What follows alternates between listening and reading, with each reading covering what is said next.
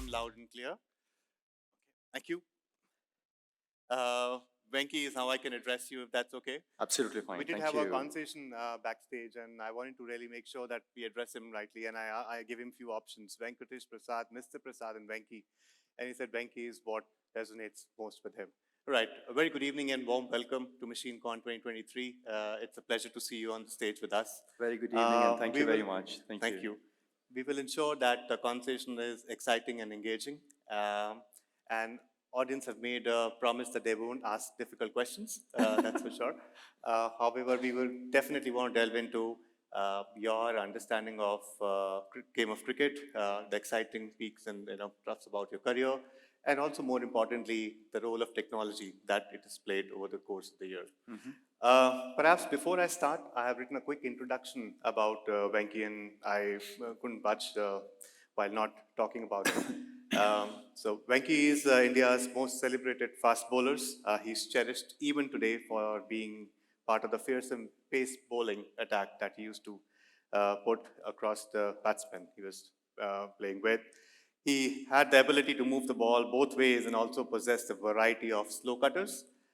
He made his test debut in 1996. Uh, Venki is a recipient of prestigious Arjuna Award, just as Seared International Cricketer of the Year in 1996-97, which was just 2 years within debuting the cricket. His best performance came in the docile pitch at Chennai in 1999, where he picked 6 wickets for 33 runs in the second innings against Pakistan. And needless to mention, any introduction without the befitting reply which he gave to Amir Sohail's jibe in the high voltage India versus Pakistan clash in 1996. Doesn't need any replay, but that's when you bowled out the Pakistan opener. Very next ball after being hit for a boundary is known to every one of us. Post playing for the Indian national cricket team, Venki has also served as bowling coach to the Indian and several IPL teams, offering your expertise and skills, years of experience to the younger Indian champions of today. Also, not many of us know, he recently completed his post-graduation in international sports management from University of London. And an unknown fact, he's also acted in a movie in the year 2014, which was Sachin ... is how you told me. Tendulkar Allah. Right. Yeah. We'll know more about that movie. He played the role of a bowling coach in that movie. All right. So without much ado, my first question to you, Venki, if that's okay. Will you be able to share a few memorable moments from a cricketing career, any specific moment that you even cherish even today beyond Amir Sohail's game? Yeah, just before going there, a very good evening to you all, and it's a pleasure being here and sharing a few thoughts, few moments in my playing career with you all. And secondly, I was just saying to Dr. Anish backstage that I believe in freedom of expression, so don't hold yourself back. So you can just ask any question you want, anything about cricket, of course, and I'll try and answer those questions as honestly as possible. Thank you. Just don't hold yourself back. Okay, just feel free to ask any questions. Having said that, yeah, I mean, look, first of all, I would consider myself extremely lucky to have played for India. You need that bit of luck as well, because there is so much of competition, and with more than 1 billion population, you're one of the very few representing the country. Yeah. It's not a joke. So you have to perform, you have to get wickets being a bowler, and have to keep on doing that often. So you keep hitting those headlines to just get into to the Indian team, and also a bit of luck as well. So I believe in that. It was a great journey. Yes, there are so many more things that I would have loved to do, I would have loved to achieve, but then not everybody can be a Kapil Dev or or an Anil Kumble or a Rahul Dravid or a Sachin Tendulkar and so on. So I'm quite happy with whatever I've done within my limitations, of course. I was not the greatest of the talents, or I didn't have the greatest of the gift. So I had to really work hard to achieve whatever little that I've achieved. And also, as you rightly mentioned, the C8 International Cricketer of the Year. Yeah. I think that was the adjudicators were none other than the great Sunil Gavaskar, Clive Lloyd, and Ian Chappell. So it was not easy to be recognized by these greats Stalwarts. who played this game. So I'm quite happy with that. But yes, look, one of the moment that I would like to recall is my test match against England at Lords. Lords is like Eden Gardens. In India, if you're playing, you would love to play at Eden Gardens for the kind of atmosphere that that the ground can have. Of course, now Ahmedabad Stadium has overtaken any other ground in India or the world for that matter, because it's one of the biggest, the largest ground with a capacity of 1.2 lakh, something like that. I've never been there. But having said that, look, for every cricketer, their dream is to play at Lords. Correct. Yeah, and that dream came true as far as I'm concerned when I traveled to UK for the first time in 1996. That's after playing 35, 40 one-day internationals. In '94, I made my debut actually, Right. one-day years. So for 2 years, I was just only playing one-day internationals. And then I got this call to play for India for the Test match that when we toured England, and that was the second Test match that we played. And one is dreaming of playing at Lords, and the second thing is you're getting a fifer and having your name there on the honors board in the visiting dressing room that is going to stay forever. So when we enter the Lord's dressing room at the Lord's cricket ground, you can see many fast bowlers or spinners for that matter getting 5-wicket haul. So anybody getting a 5-wicket haul, their name will be etched there. So you are part of the history. And so I mean that was wonderful. I think that's something which I cherish a lot. Thank you. Perhaps the importance that Lords as a ground holds for every cricketer, Bangalore as a city holds similar importance for every tech enthusiast. It's the Indian version of Silicon Valley for us, which gives us good motivation and perhaps it's a fertile playground field for every startup as well. Thank you for sharing that. My son himself is in a startup. Can you believe it? He has started something, developing an app, and he doesn't have a tech background. But having done his MBA in core marketing, he has started developing this app, and that's something completely out of my it's outside my boundary, honestly. I don't even understand what's happening. I mean, so he's always on call and that and this and all kinds of things. No, I've got a meeting, I've got a call and those sort of things. So is that how it's going to be when you're in a startup? Yeah. Is that how it is? You're always on calls or something? My God. Yeah. I can understand to a certain extent, but my wife doesn't understand much. So what is this? Always on the phone and those sort of things. So, but then, yeah. But yeah, I mean, he's already launched his app on Google Play Store and the iOS, of course. So it must be a great feeling while you've been a coach. At times, you've been coached as well by your son on the new tech. Oh yeah, absolutely. So now if I need something, I do I go back to him, but I can't really show my show that I've got certain flaws in. So being a father, I need to just make sure that I know quite a lot about all this. And, yeah. Excellent. Good. So, given we're talking about technology, my next question to you, Venki, is in your view, how has technology really shaped the game of cricket? we've seen a lot of technological enhancements which have now been incorporated in the game, which not just helps the umpires but the players as well to look at the game, to understand the trends, the patterns in which they are playing. Personally, for you, how has this adoption been?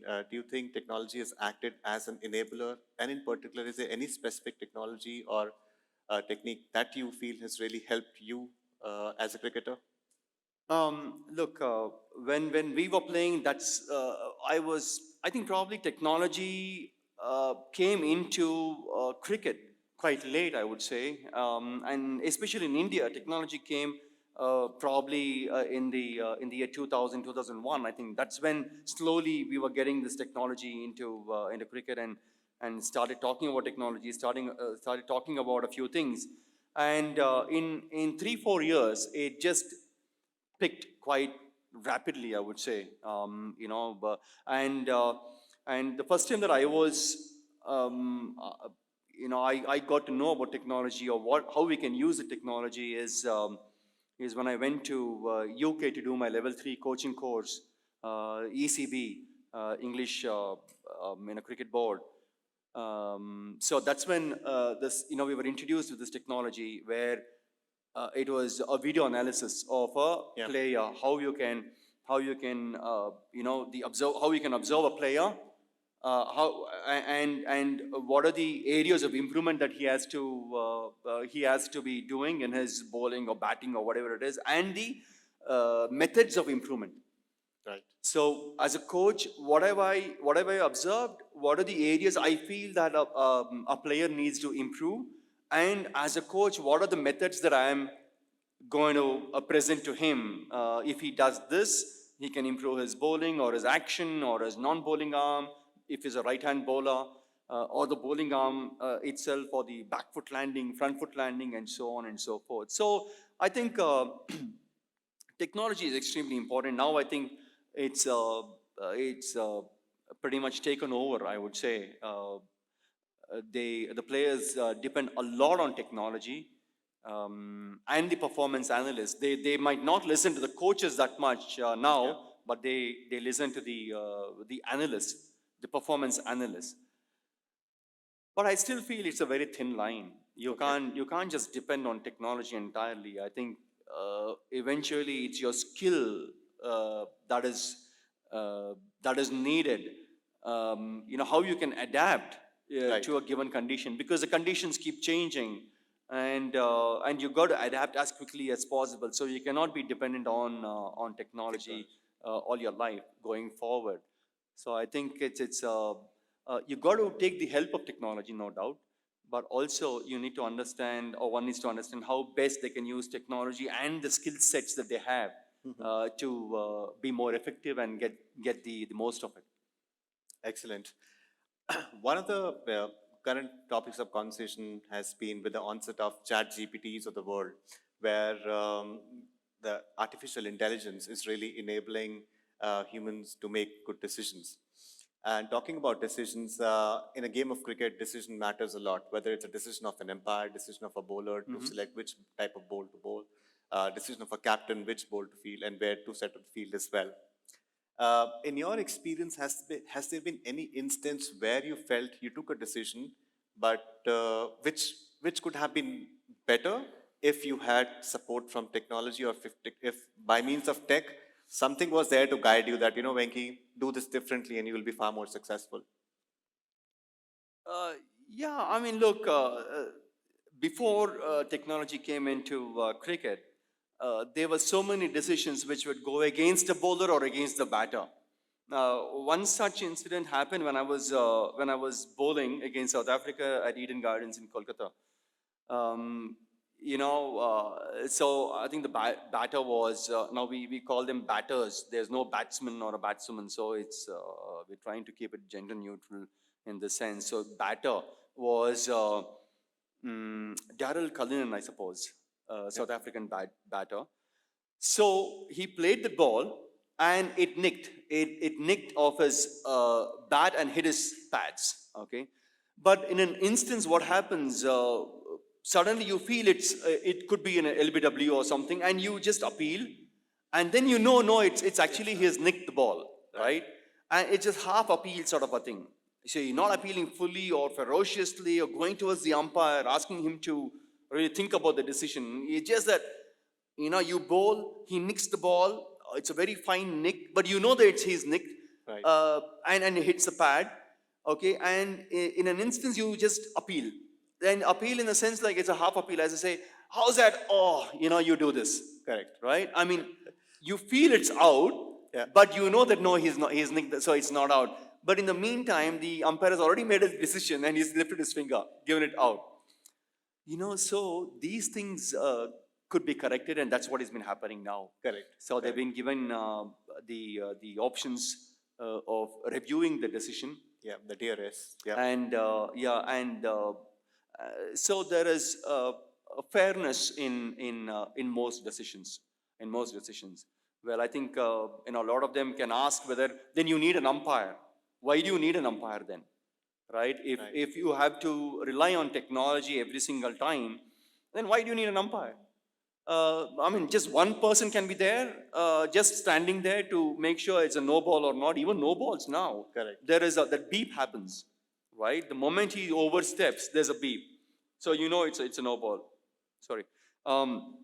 So I think its technology is equally important, I would say. Yeah, I mean, I can go on, and can I still go on, or should I wait for the Please question? feel free to add. Yeah. So there's one more thing actually. When when I was coaching the Indian team, Ishan Sharma was a youngster, 19, 20 years. Ishan Sharma, I'm sure you all know, is a fast bowler.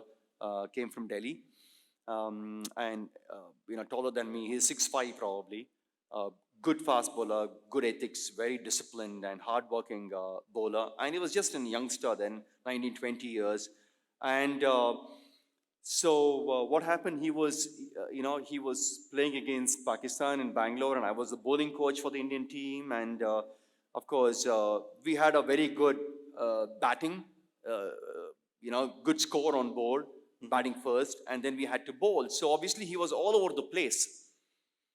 We needed a couple of wickets towards the end of the day, but he was not able to get those wickets. He was all over the place, and he also was leaking a lot of runs in a test match, going at 4.5 or 5 runs per over. So I knew what was happening. I knew why he was spraying the ball all over. On outside the off stone, going down the leg side. So that's when we just had to bowl, say, about 7-8 overs towards the end of the second day. So he came back, and he was a bit confused, and I could see it in his face. And then he was trying to remove issues. I said, "Wait, why don't you just come with me and let's watch your bowling?" Yeah.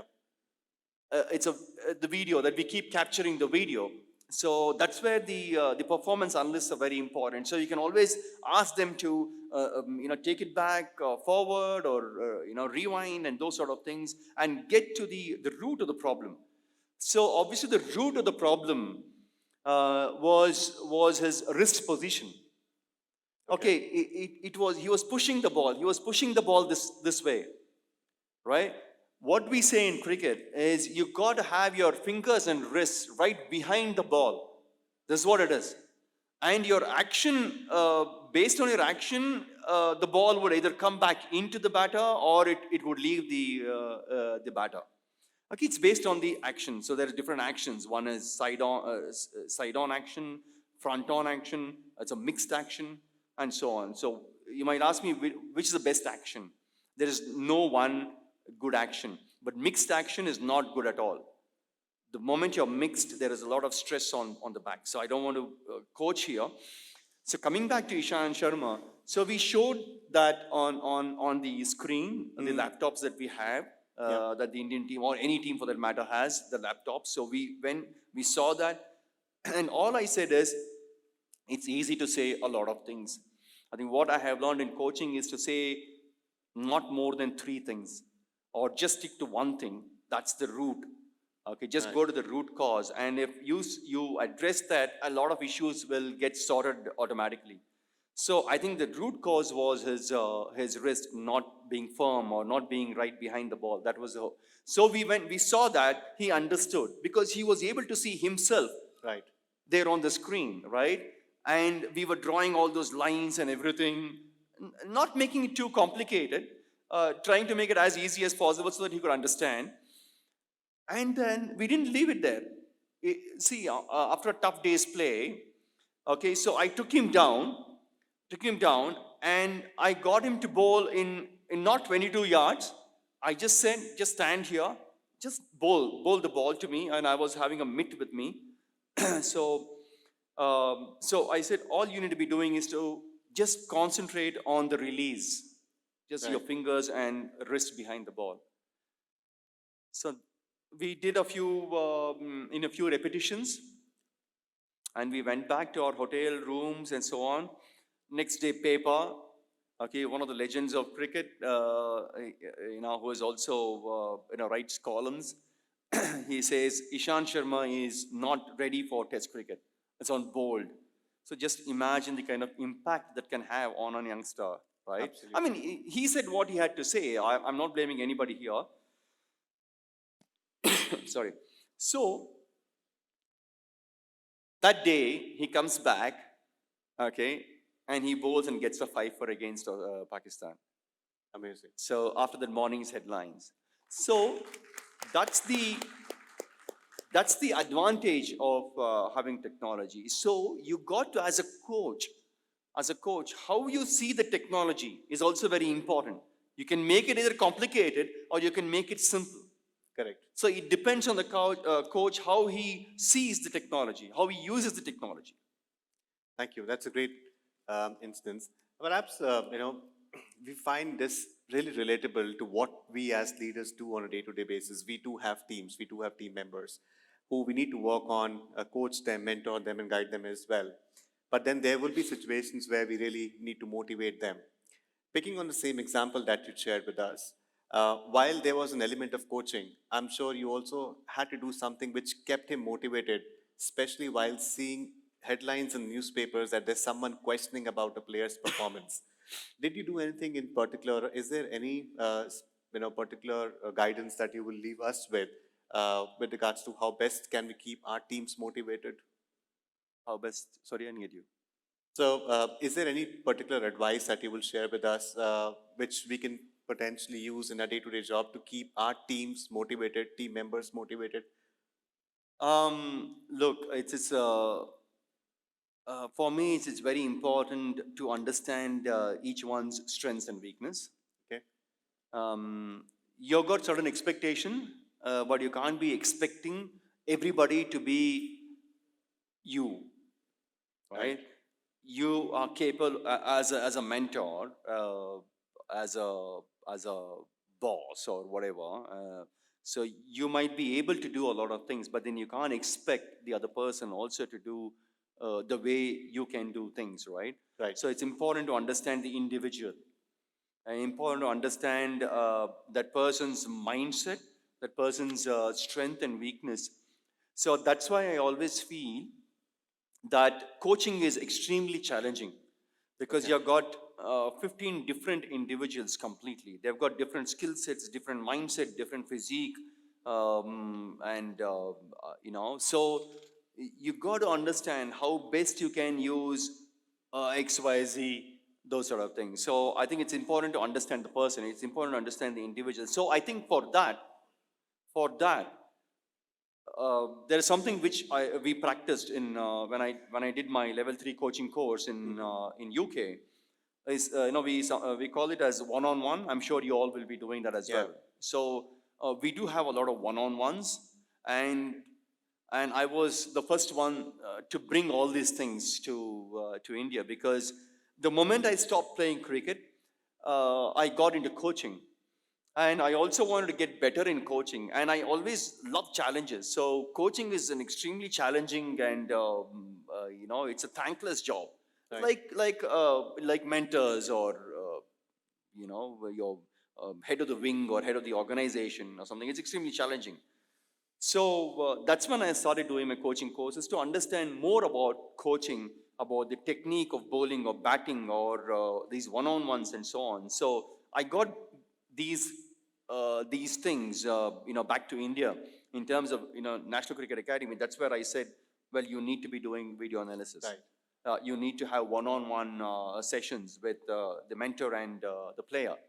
And that's when you get to know the individual, and that's when you can really address the issue or motivate him, or you get to know what motivates him basically, or her. Sorry. Thank you. Can you tell us about a mentor who had a significant impact on your career? On my game? Uh, on your game, yeah. No, sorry. Can you tell us about about a mentor Yeah. who had a significant impact on your career or your game? Well, I honestly, there was no mentor as such, but I did learn a lot, on the road, on my journey. So by talking to different people, and I was extremely comfortable talking to my state mates, Anil Kumble and Javagal Srinath.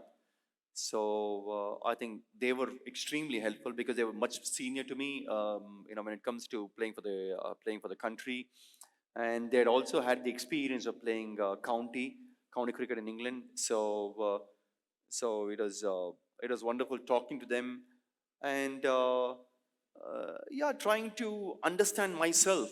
I think in my journey, how do I respond to a particular situation? How do I adapt to a situation? And what I need to be doing.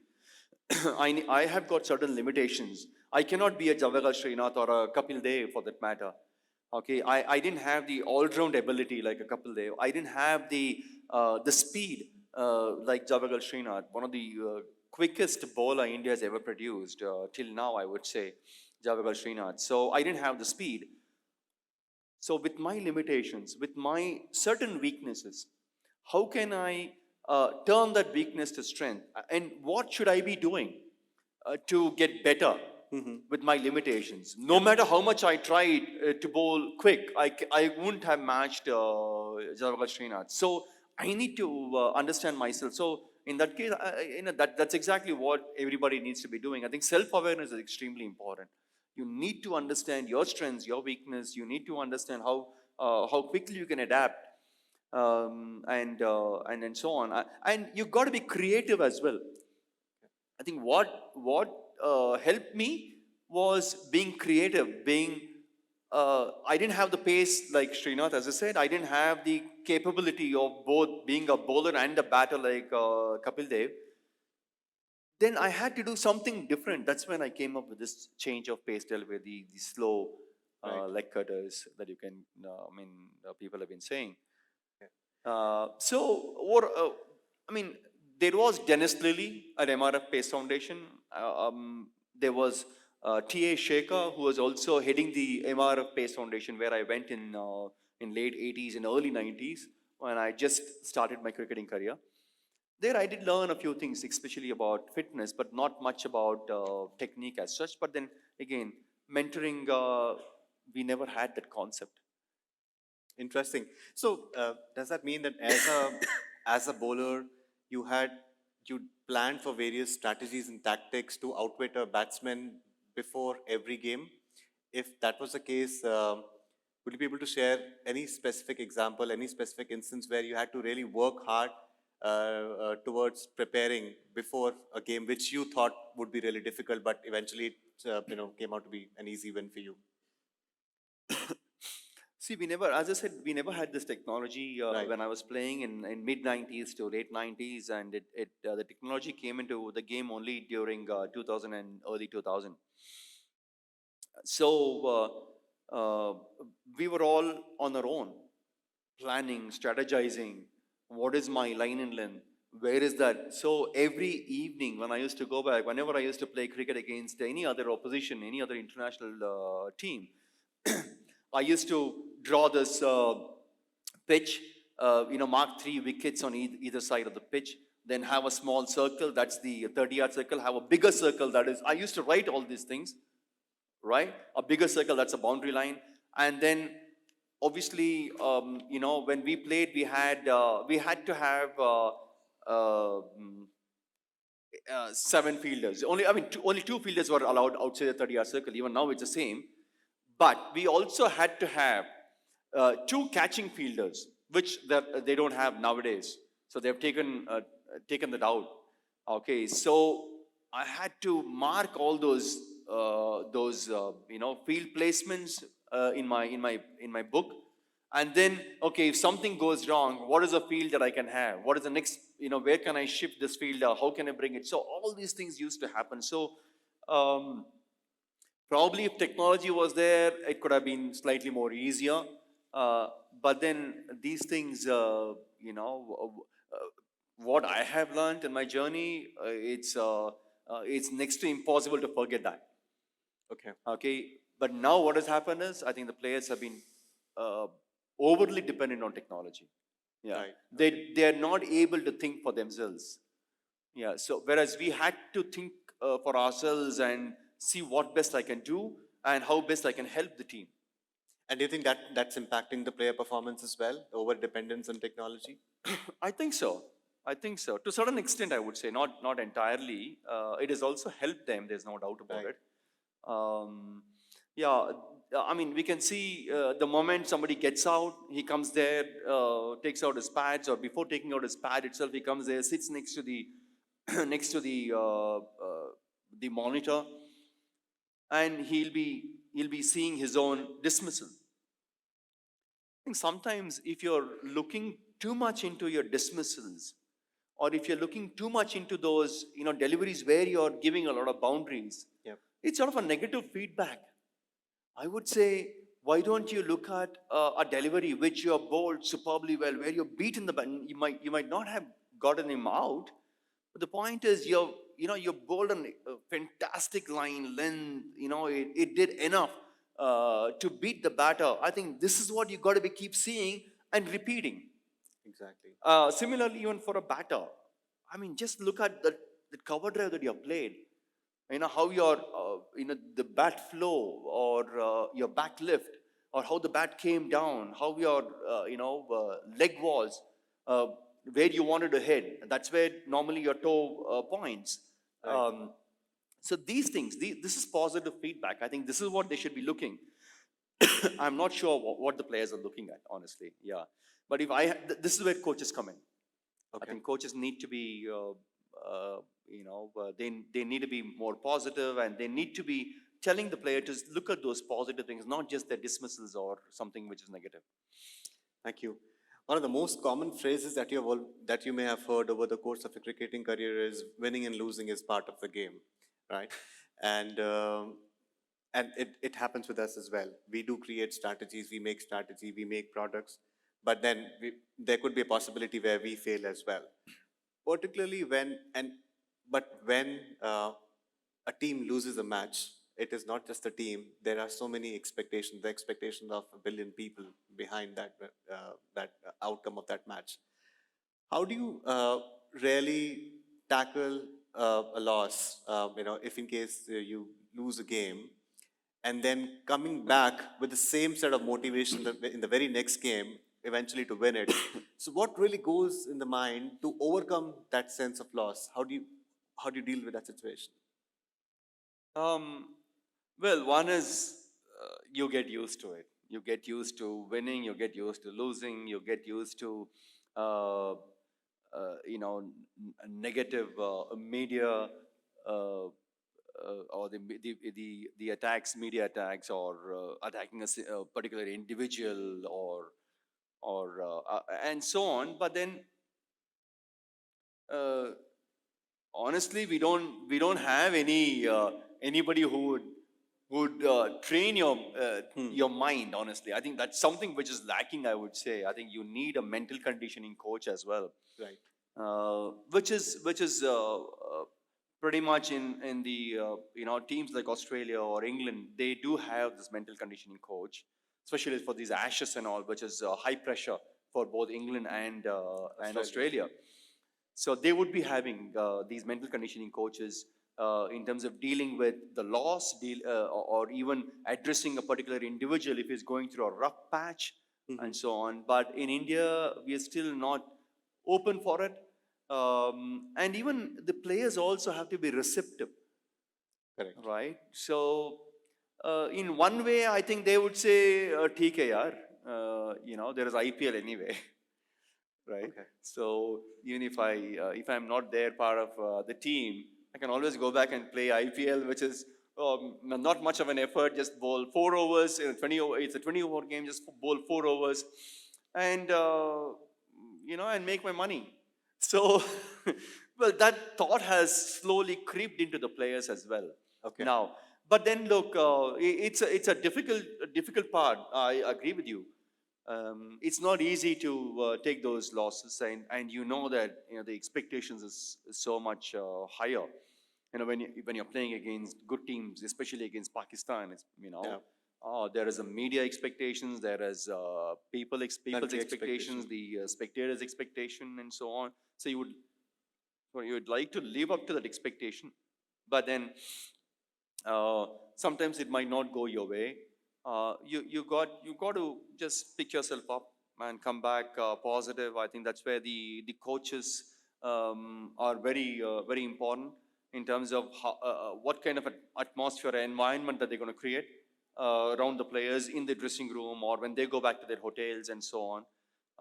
And they have to keep the environment as positive as possible, so that in a big stage like a World Cup, you lose one game, on the next, and after 2 days you're going to come back and play another important game against somebody else, right? So you got to be in the right frame of mind.